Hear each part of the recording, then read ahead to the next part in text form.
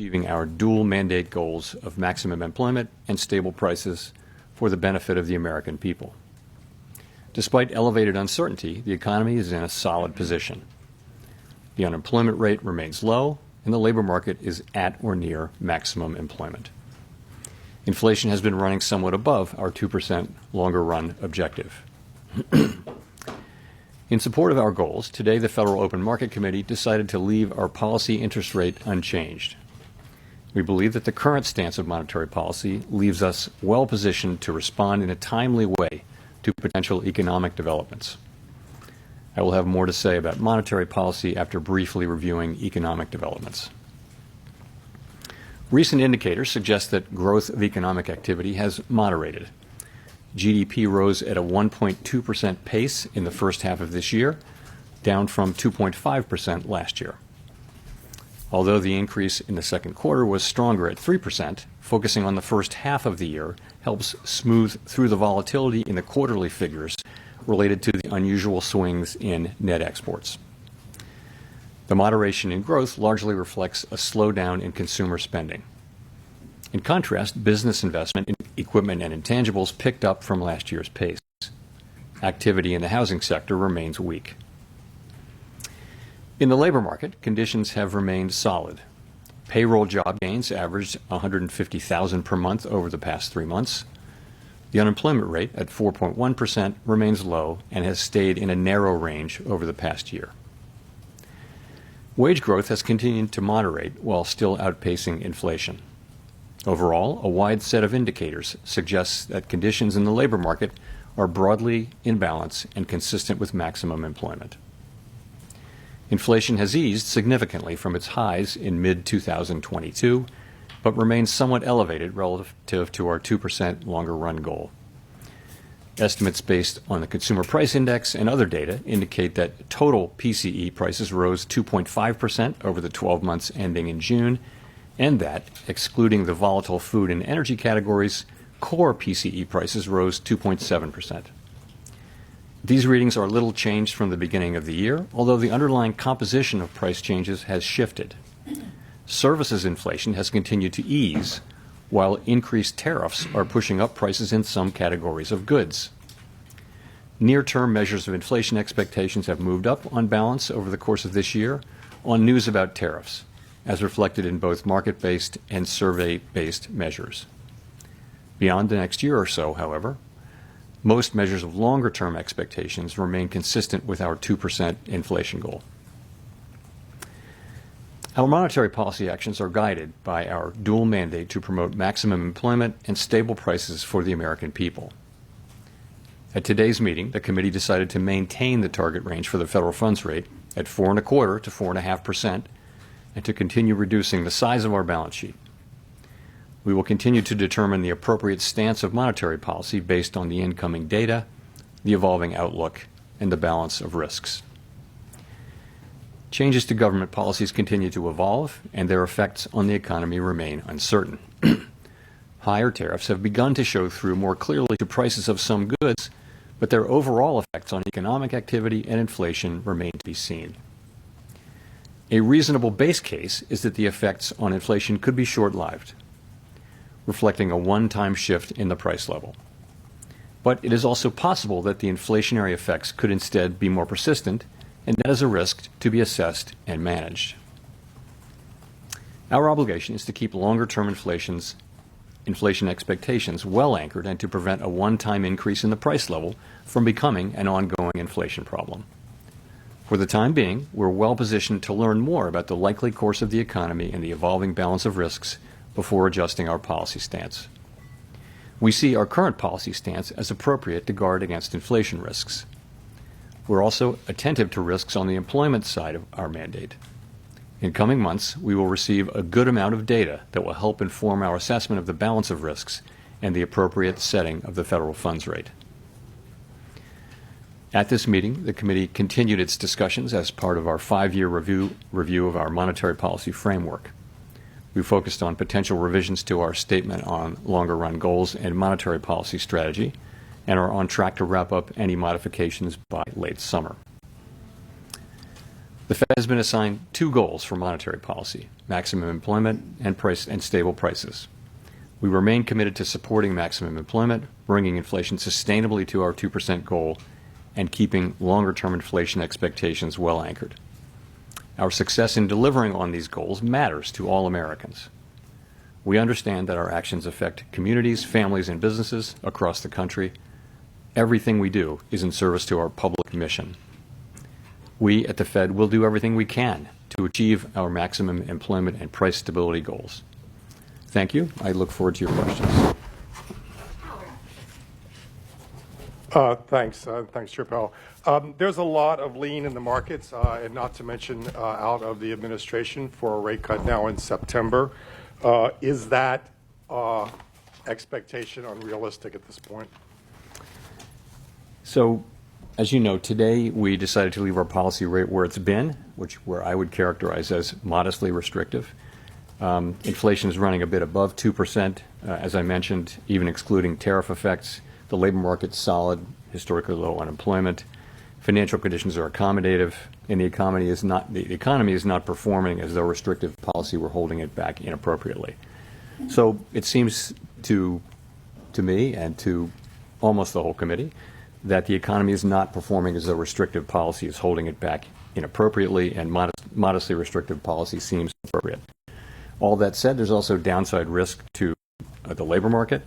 In coming months, we'll receive a good amount of data that will help inform our assessment of the balance of risks and the appropriate setting of the federal funds rate.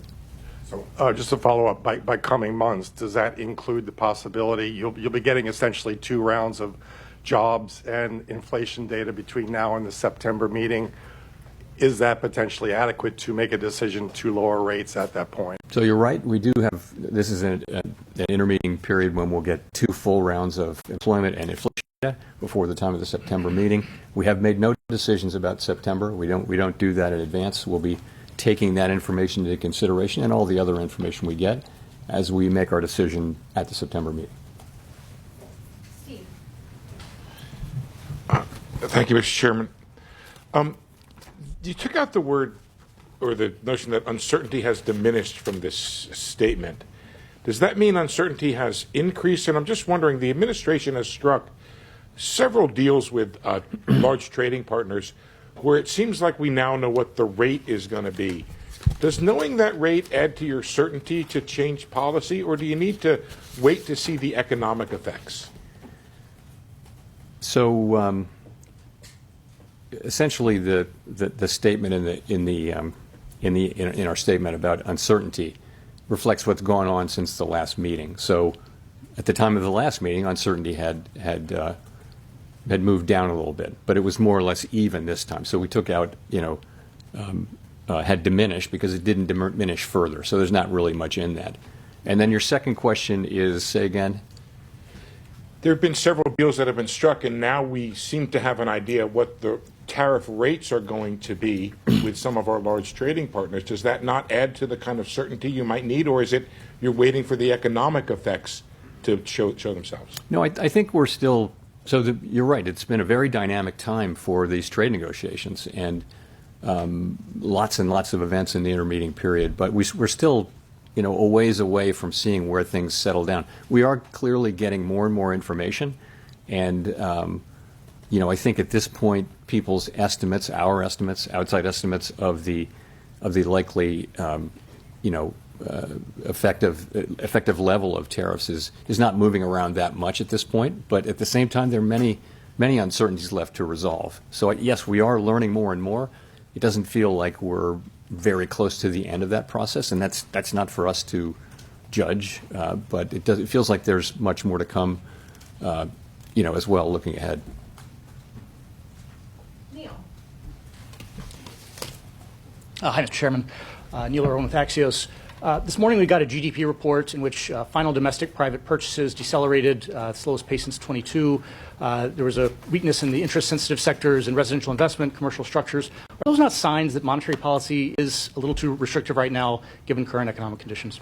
So the GDP and PDFP numbers came in pretty much right where we expected them to come in. You got to look at the whole picture. So certainly, as I mentioned in my opening remarks, economic activity data, GDP, private domestic final purchases, which we think is a narrower but better signal for future, for where the economy is going, has come down to a little better than 1%, 1.2%, I think, in the case of GDP for the first half, whereas it was 2.5% last year. So that has certainly come down. But if you look at the labor market, what you see is, by many statistics, the labor market is kind of still in balance. It's things like quits, job openings, and let alone the unemployment rate. They're all by many measures, very similar to where they were a year ago. So you do not see weakening in the labor market. You do see a slowing in job creation, but also a slowing in the supply of workers. So you've got a labor market that's in balance, albeit partially because both demand and supply for workers is coming down at the same pace, and that's why the unemployment rate has remained roughly stable. Which is why I said we do see downside risk in the labor market. I mean, our two mandate variables, right, are inflation and maximum employment, stable prices and maximum employment, not so much growth. So the labor market looks solid. Inflation is above target, and even if you look through the tariff effects, we think it's still a bit above target, and that's why our stance is where it is. But as I mentioned, downside risks to the labor market are certainly apparent. So on labor, given the fluid labor supply situation, is there a number for this jobs report we get on Friday that would look to you like equilibrium job growth? The main number you have to look at now is the unemployment rate, because if it's true that the demand for workers in the form of, let's call it, just say payroll jobs, that number has come down, but so has the break-even number, kind of in tandem. So, as long as that puts the labor market in balance, the fact that it's getting into balance due to declines in both supply and demand, though, I think it is suggestive of downside risk. So we of course will be watching that carefully. Thank you. Colby Smith with the New York Times. Two of your colleagues called for a quarter-point cut today, and I'm wondering what aspects of their argument were most compelling to you and how you're weighing their views against those on the committee who, as of the June forecast, were in the camp of the Fed holding interest rates steady for the remainder of the year. And just in terms of the June SEP in particular, is that still the best representation of where the core of the committee is? So on the dissents, what you want from everybody and also from a dissenter is a clear explanation of what your thinking is and what are the arguments you're making, and we had that today. So I think basically this was quite a good meeting all around the table where people were thought carefully about this and put their positions out there. As I mentioned, the sort of the majority of the committee was of the view that inflation's a bit above target, maximum employment is at target. That calls for modestly restrictive, in my way of thinking, modestly restrictive stance of policy for now. But we had two dissenters who I think, you want that clear thinking and expression of your thinking, and we certainly had that today, I think all around the table. In terms of, you ask about the June SEP, I wouldn't, that you're right, that's what it says, and that may well, I wouldn't point to it 6 weeks later as expressing people's thought. You really can't do that. We don't run an SEP, and I don't like to substitute in my own estimate of what the SEP might be. We don't have one. So I'll just say that, we haven't made any decisions about September. We'll be monitoring all the incoming data and asking ourselves whether the federal funds rate is in the right place. And just on the point about policy being only modestly restrictive, does that mean that there's actually not much scope to reduce rates once the conditions for a cut are met, barring a significant weakening of the labor market? So let me say, my own estimate is modestly restrictive, and there are a range of views of what the neutral rate is at this moment for our economy, and so others may say it's more restrictive or less restrictive even. We're going to be at some point when we return to moving toward a more neutral stance, we'll be making that judgment as we go. I don't think we have a preset course. It's not so mechanical as saying, we've derived with great confidence the neutral rate and that is our destination, because really we understand that no one actually knows what the neutral rate is.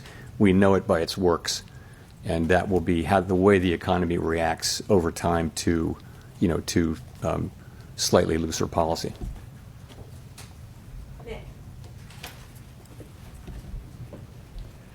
Nick Tamaros, The Wall Street Journal. Chair Powell, my question is about what have you learned over the last few months about the inflation generating and price pass-through process? And just to drill down, the June CPI report showed evidence of tariff-induced goods inflation. Now, the tariff landscape is only starting to be settled with some of these more recent deals. Given the lags between when tariffs are announced and when they show up in goods prices, is 2 months a long enough horizon to evaluate the impact and be confident that tariffs aren't impacting the broader inflation process? I think you have to think of this as still quite early days. And so I think what we're seeing now is substantial amounts of tariff revenue being collected on the order of $30 billion a month, which is, substantially higher than before. And the evidence seems to be mostly not paid only to a small extent through exporters lowering their price. And companies or retailers, sort of people who are upstream, institutions that are upstream from the consumer, are paying most of this for now. It's starting to show up in consumer prices, as you know, in the June report. We expect to see more of that. And we know from surveys that companies feel that they have every intention of putting this through to the consumer, but the truth is they may not be able to in many cases. So I think we're just going to have to watch and learn empirically how much of this and over what period of time. I think we've learned that the process will probably be slower than expected at the beginning, but we never expected it to be fast. And we think we have a long way to go to really understand exactly how it will be. So that's how we're thinking of it right now. So if I could follow up, is the reticence to look through core goods inflation being driven by the judgment that during the pandemic expectations proved more adaptive than anyone at the Fed expected? Is it being driven by uncertainty over how restrictive policy is? You could argue we are a bit looking through goods inflation by not raising rates. We haven't reacted to new inflation, but I mean I wouldn't insist upon that. But I don't think I think the base case, as I said, a reasonable base case is that these are one-time price effects. Of course, in the end, there will not be. This will not turn out to be inflation because we'll make sure that it's not. We will, through our tools, make sure that this does not move from being a one-time price increase to serious inflation. We want to do that efficiently, though, and that means we want to do it. If you move too soon, you wind up maybe not getting inflation all the way fixed, and you have to come back. That's inefficient. If you move too late, you might do unnecessary damage to the labor market. So there won't be, in the end, a big inflationary problem. What we're trying to do is accomplish that in a way that is efficient. But in the end, there should be no doubt that we will do what we need to do to keep inflation under control. Ideally, we do it efficiently.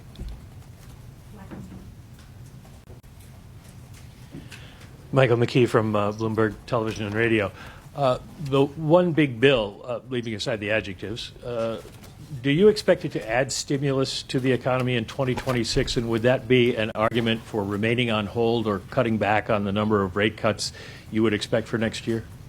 So, of course, let me just ritual disclaimer that we don't express any judgments or anything like that on fiscal legislation or other legislation for that matter. But I would say when you think that, the biggest part of the bill was making permanent existing law on taxes, I don't think we see it as particularly stimulative. There should be some stimulative effect, but it shouldn't be significant over the next couple of years. And to follow up, we don't want to put this in terms of you and the president, so let me ask it this way. Do you have concerns about the cost to the government of keeping rates elevated for longer in terms of interest rate charges? Yeah, no, that's, we have a mandate, and that's maximum employment and price stability. And it is, it's not something we do to consider the cost to the government of our rate changes. We have to be able to look at the goal variables Congress has given us, use the tools they've given us to achieve those goals, and that's what we do. we don't consider the fiscal needs of the federal government. No advanced economy central bank does that, and it wouldn't be good for, if we did do that, it would be good neither for our credibility nor for the credibility of U.S. fiscal policy. So it's just not something we take into consideration. Victoria. Hi, Victoria Guido with Politico. When it comes to the renovations of the Federal Reserve's headquarters that the administration has been looking into, do you see their interest in that issue as being directly tied to the president's push to get you to lower interest rates? Not for me to say. I will say we had a nice visit with the president. It was an honor to host him. It's not something that happens very often at the Federal Reserve to have the president come over, let alone to visit a building. But it was a good visit. Are there any aspects of the project that they've raised that you see as making you reconsider any aspects of the project? So, this project was hatched and conceived almost a decade ago now, and we went through the very long process of clearing it through historic preservation at the National Capital Planning Commission, and a lot of back and forth there. It was very constructive. We started out to do the work, and we're very well along on that work, and I was quite pleased to have the president say multiple times that what he really wanted to see was us getting this construction completed as soon as possible. That is our focus, and that's what we're going to do.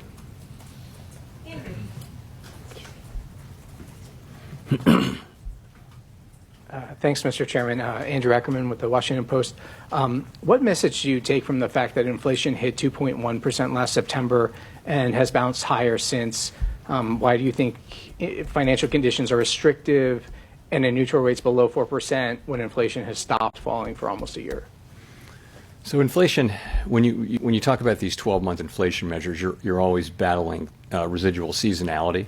So we'll have, for example, 2 months of high inflation sometimes early in the year, and then inflation turns lower, and a lot of that may just be an artifact. So that's why we look at the 12-month numbers. I think inflation is most of the way back to 2%. There are things like the catch-up inflation. So, for example, all the insurance costs they're only now going through inflation, but they actually reflect inflationary pressures from 2-3 years ago. So that's got to go through. In addition, now we have 3 or 4 tenths of inflation in core inflation from tariffs. So, and we can't really separate that out. We're not going to have a separate kind of inflation that isn't the tariffs. We're always going to be dealing with all of inflation. But the composition, as I mentioned, has really changed. And if you go back to the last couple of years, it was all about services inflation, which was being very sticky. Now services inflation is coming down nicely. Goods inflation was well behaved before, and now goods inflation is going up. So the story has really changed. That's partially because of tariffs. It's also partially because we had restrictive policy in place, and we've seen that the result of that gradually work its way through the services economy. Okay. The other thing I wanted to ask is, are you comfortable that BLS can continue performing their mission effectively if they take an 8% reduction in headcount and authorized spending as the administration has proposed? I'm not going to comment on the administration's proposal. I do think, as I've said, I think that we're getting the data that we need to do our jobs, and I think it's really important that good data helps not just the Fed, it helps the government, but it also helps the private sector. People in the economy, they use this data a lot too. So it's quite important for our economy, and certainly for the Fed's work and other government agencies' work, that we continue to get better at data. That's what we've been doing for 100 years. We've been getting better and better and better. It's very hard to accurately capture in real time the output of a $20+ trillion economy. And the United States has been a leader in that for 100 years, and we really need to continue that, in my view. Edward. Thank you, Mr. Chairman. Edward Lawrence from Fox Business. How concerned are you with the data that we're coming in, showing no significant upward trend in inflation over the past 6 months, that the wait-and-see approach for inflation is actually giving companies cover to raise prices? How concerned am I that? Say that again? The wait-and-see approach is the wait-and-see approach. What do you mean by that? For cutting rates. You're waiting to see if the tariffs will affect inflation. So it's a wait and see approach. Well, so sort of that that's where policy's restrictive. When we start cutting it, it'll go toward neutral. Okay. This delay, though, where you're saying there's a one-time price increase for tariffs, which possibly could lead into bigger inflation or more inflation. Is that giving companies cover, though, to raise prices? Well, what may be giving, it's not our policy stance, what may be giving some companies will certainly be taking advantage of the fact of tariffs and all of the discussion of how they're going to, companies will raise prices when and as they can. And you saw it famously in the first administration of President Trump during those tariffs. Washing machines were tariffed, but dryers weren't. But what do you know? The price of dryers went up too, just like washing machines. So companies will often they'll cross the street in a group, if you know what I mean. That'll happen. We don't see a lot of that. I mean, what we see now is basically the very beginnings of whatever the effects turn out to be on goods inflation. And I'll say again, they may be less than people estimate or more than people estimate. They're not going to be zero. Consumers will pay some of this. Businesses will pay some of this. Retailers will pay some of this. But we're just going to have to see it through. And just to follow, if I could, some additional tariffs have been in place since February, and things really haven't broken yet with the economy. So how do you justify to somebody who's looking for a house, who's facing a 7% mortgage and maybe can't afford those rates? How do you justify that? Well, so the housing is a special case, right? We don't set mortgage rates at the Fed, right? We set an overnight rate, and the rates that go into mortgages are longer-term rates, like Treasury rates. It might be 30-year rates. It might be shorter than that, but it's not the overnight Fed's rate. It's not that we don't have any effect. We do have an effect, but we're not the main effect. There are other things going on in the housing sector, and one of those is just there's kind of a long-term housing shortage that we have. We haven't built enough housing. This is not something the Fed can help with, and that'll be the case even after things normalize. So I think the best thing that we can do for housing is to have 2% inflation and maximum employment, and that's what we can contribute to housing. There are lots of other jobs to do for the private sector and Congress, but that's what we're trying to get to. And we've made a lot of progress toward that. We have a very good labor market right now. Inflation, we were very close to 2%. We're seeing some goods inflation move us away, but so far not very far away.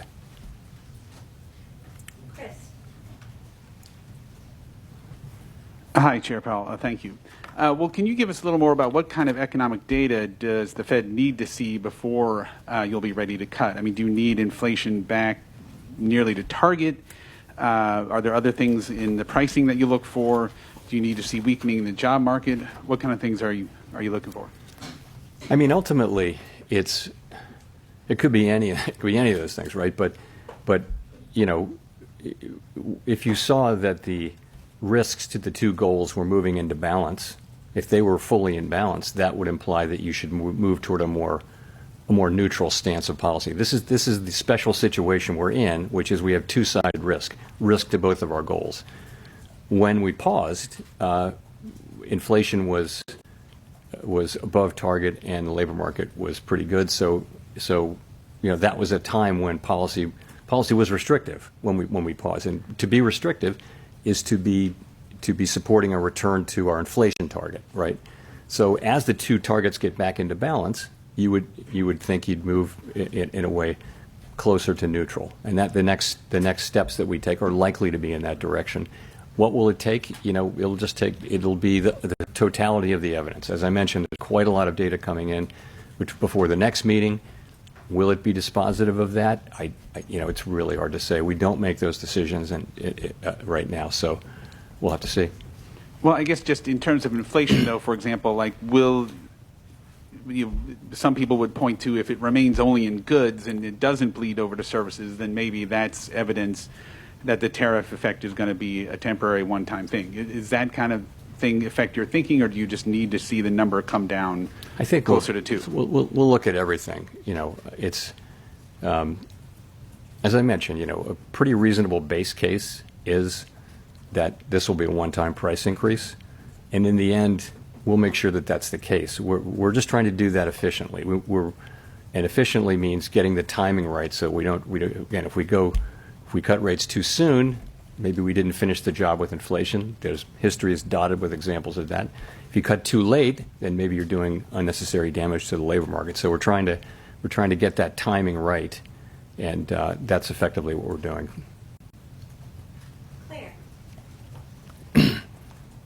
Claire Jones, Financial Times. Just a question on the dollar. We've seen it decline quite heavily this year. I was wondering if there's been any discussion about that at the meetings and to what degree that may be complicating your attempts to get inflation back to target. Thank you. So this goes back to the division of labor between the Fed and the Treasury, as you I'm sure know, and the Treasury only speaks to the dollar. It's not something that's been a topic of major discussion at all at the Fed. I won't say it doesn't come up. If the transcripts, when they come out in a few years, they'll probably reflect some mentions of the dollar, but it would never be a major focus. And just to follow on, if I may, to Andrew's question, I think the amount of imputed data in CPI now is up to 35%. I mean, is there any discussion of that as well? Is there any consideration of looking at alternative measures, data scraping and so on, in order to just ensure you've got a good read on what's happening to prices in the U.S. economy? Thank you. We're monitoring the situation. We do, of course, I mean, as you know, during the pandemic, we looked at a whole lot of new kinds of data. People are looking at big data sets that you can get from all sorts of places, and we do all of that. But we really need the government data. Really is the gold standard in data, and we need it to be, to be good and be able to rely on it. And we're not going to be able to substitute for that, but if we have to make do with what we have. But I certainly hope that we get what we need.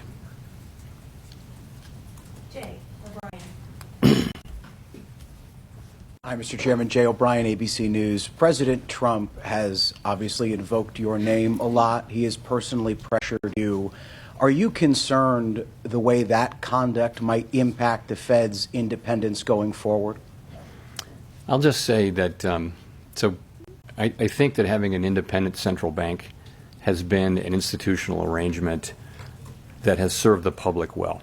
And as long as it serves the public well, it should continue and be respected. If it didn't serve the public well, then it wouldn't be something that we should just automatically defend. But what it gives us and other central banks, what it gives you is the ability to make these very challenging decisions that in ways that are focused on the data and the evolving outlook, the balance of risks, and all the things we talk about, and not political factors. And so governments all over the advanced economy world have chosen to put a little bit of distance between direct political control of those decisions and the decision makers. So if you were not to have that, there would be a great temptation, of course, to use interest rates to affect elections, for example.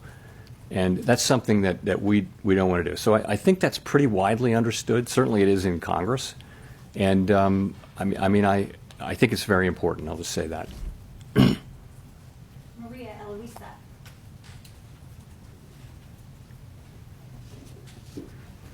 Afternoon, Chair Powell. Maria Luisa Capurro from Bloomberg News. You mentioned a slowdown in consumer spending, and I wanted to see if you could walk us through what was the discussion with the committee around that. We've seen delinquency rates rising for upper-income households. How do you see that evolving in the next few months, and how much of a vulnerability that is for the economy going forward?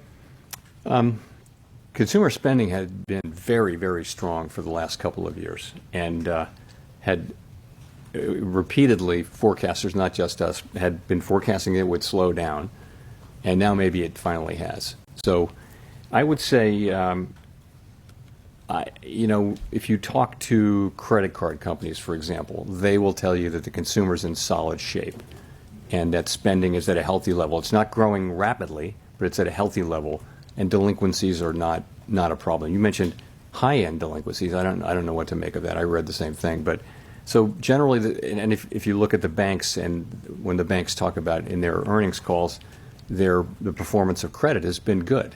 So essentially, you have a consumer that's in good shape and is spending, not at a rapid rate. But it's true, and it was, again, right in line with what we expected, the GDP data that we got this week. And I think it's still a little bit difficult to interpret because you have these massive swings in net exports, which may also be affecting, some of that can be can affect consumer spending as well. Look, it's one of the data points that we pay most careful attention to, and there's no question that it's slowed. And we're watching it closely, but we also watch the labor market and the performance of inflation. Those are our two variables that we're assigned to maximize. And just to follow up on what my colleagues were asking about the dissents, Governor Waller said that the labor market is on edge, and he was pointing to weaknesses on the private sector. I was wondering, you've said that the main number to look at is the unemployment number overall, but what was the discussion about the state of the private jobs market? So I'm not going to talk about any individual's, any individual's comments. I wouldn't do that. But I think what we know is that private sector job creation, certainly in the last report, we'll see on Friday, but had come down a bit. And if you take the QCEW adjustment seriously, it may be even low, maybe close to zero. But the unemployment rate was still low. So what that's telling you is that demand for workers is slowing, but so is the supply. So it's in balance. Oddly enough, you've got a very low unemployment rate, and it's kind of been there for a year as job creation has moved down. But also we know that because of immigration policy, really, the flow into our labor forces is just a great deal slower, and those two things have slowed more or less in tandem. If you look at things like I mentioned, quits, look at wages. Wages are gradually cooling. Look at vacancies to unemployment. Those things have been pretty stable they haven't really moved a lot in a full year. So I think if you take the totality of the labor market data, you've got a solid labor market. But I think you have to see that there are downside risks. You don't see weakening in the labor market, but I think you've got downside risks in a world where unemployment's being held down because both demand and supply are declining. I think it's worth paying close attention to it, and we are. Nancy. Hi, Chair Powell. Nancy Marshall-Genzer with Marketplace. One more question on the lack of unanimity in today's decision, the two dissents. Was there talk during the meeting? I know you're not going to talk about exactly what individuals said, but in general, was there talk during the meeting of cutting rates, and what was the case against that at the meeting? Sure. So we have an economic go around where people talk about the economy, and then that's yesterday, and then today we have a monetary policy go around all the way around the table. Everyone gives their views. So the discussion around policy was. The majority view was still what it has been, which is that inflation's running above target, maximum employment is right at target. That means policy should be a little bit restrictive, somewhat restrictive, because we want inflation to move all the way back to its target. So that's where people have been and still are. Two of our members felt that the time had come to cut, and that they, for the reasons that they're going to express. I won't tell you the reasons. They'll issue some kind of a thing in the next day or so. So, but that's the story, and I would say well argued, very thoughtfully argued all around the table, good arguments, and it's a situation where an unusual situation. The economy is in good shape, but it's an unusual situation where you have risks to both your employment mandate and your inflation mandate. That's the nature of a supply shock. And it's probably not surprising that there would be differences and different perspectives on that, as well as different views of where the neutral rate is, so that different views of how tight policy is. So we have those. I will say what you hope is that people, explain their positions very thoughtfully and clearly, and we absolutely had that today, all the way around the table. I would call it one of the better meetings I can recall from that standpoint. And you've said you're waiting to be confident inflation is heading toward your 2% target before you start cutting rates. When you do get that confidence, would you be would you be in favor of lowering rates right away? It's not quite the way I would put it. I said that's why we think policy should be restrictive, is because, inflation is above target. When we have risks to both goals, one of them is farther away from goal than the other, and that's inflation. Maximum employment's at goal. So that means policy should be tight, because tight policy is what brings inflation down. If you came to the view that the risks to the two were more in balance, that would imply that policy shouldn't be restrictive. It should be more neutral, more a neutral stance, and that would be somewhat lower than where we are now. No one knows exactly where that is. So that's the framework I think I'd be taking, and we'll just have to see. We're going to be obviously looking at a lot of data in the next cycle. It is one of the cycles where we have 2 employment and 2 inflation reports, and we'll see where that takes us.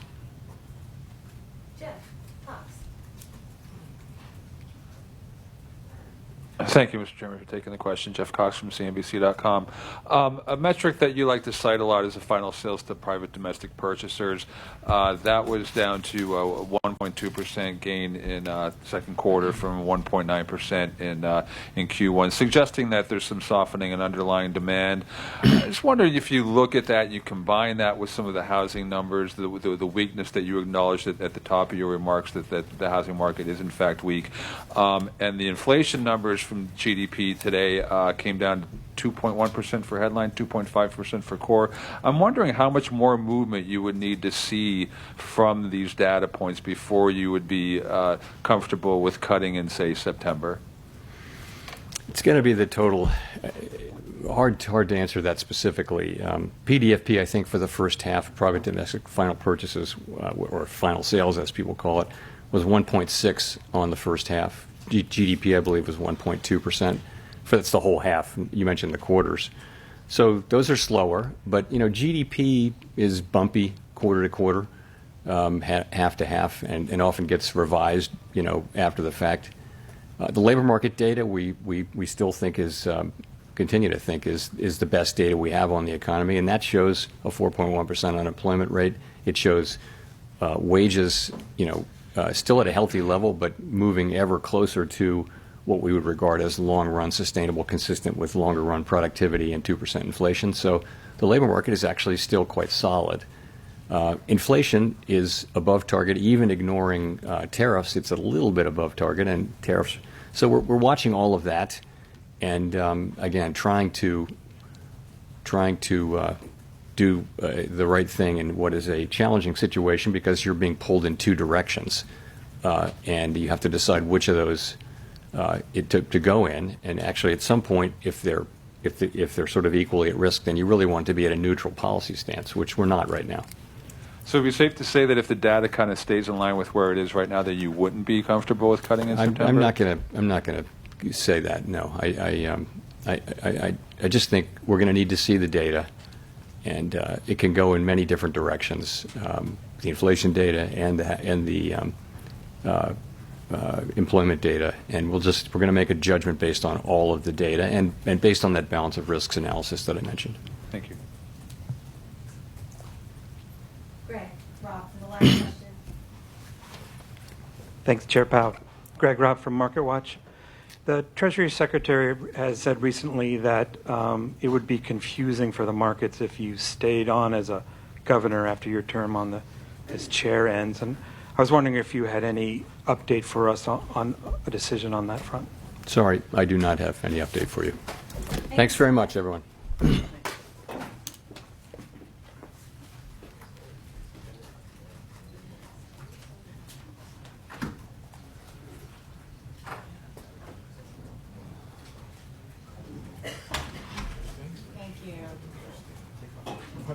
The message of political